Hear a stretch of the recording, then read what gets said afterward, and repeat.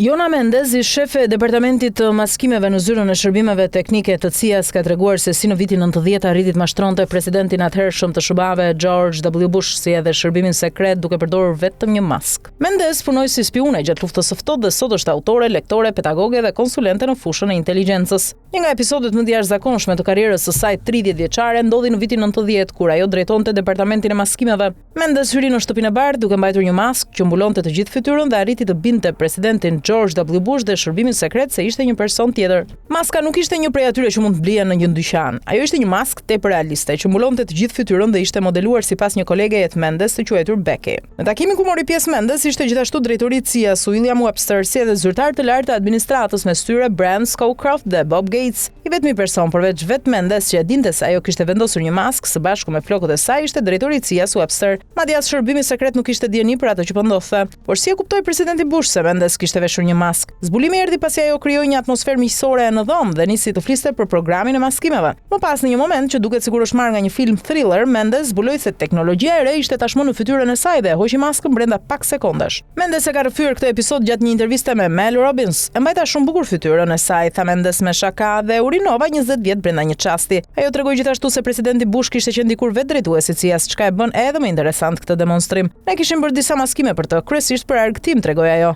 Ai nuk dilte në rrugë për të kryer punë, por kryesisht për ndonjë konferencë apo diçka të ngjashme. Kishte disa maskime. Gjatë takimit në shtëpinë e bardhë ku Mendez kishte vendosur maskimin për të demonstruar teknologjinë e re, ajo kujtoi se i kishte thënë presidentit: "E po sot jam këtu për t'ju treguar gjën më të mirë të re që kemi, do t'ju pëlqej shumë." Më pas ajo tregoi se Bush, i cili ndodhej pas tavolinës së tij në zyrën ovale, e pyeti: "E po ku është?" Ai filloi të shikonte përreth, Mendez ju përgjigj: "E kam veshur." Mendez i tha presidentit se do ta hiqte maskën dhe do t'ia tregonte, por Bush reagoi: "Jo." Më pas presidenti u ngrit nga vendi dhe kaloi rreth karrikës së Mendez duke kërkuar të gjente se ku fshihej maska. Pasi nuk arriti të dallonte asgjë të pazakont, ai u ul sërish. Kur Bush i kërkoi ta hiqte, Mendez e hoqi maskën në një mënyrë të ngjashme me skenën e famshme të Tom Cruise në filmin Mission Impossible të vitit 1996, ku aktori heq një maskë tepër realiste dhe zbulon fytyrën e vërtet. Bushit i pëlqeu shumë, të gjithëve u pëlqeu, ishte një mundësi e re fantastike, kujton Mendez. Sipas saj, pjesa më e vështirë e teknologjisë nuk ishte krijimi i një maske që dukej realiste. Sfida e vërtetë ishte ta bënin maskën të lëvizte dhe të gjallërohej në të njëjtën mënyrë si fytyra e një njeriu të vërtet. Pikërisht ky element sipas Mendez ishte ai që përbënte sfidën më të madhe për teknologjinë e maskimeve të kohës.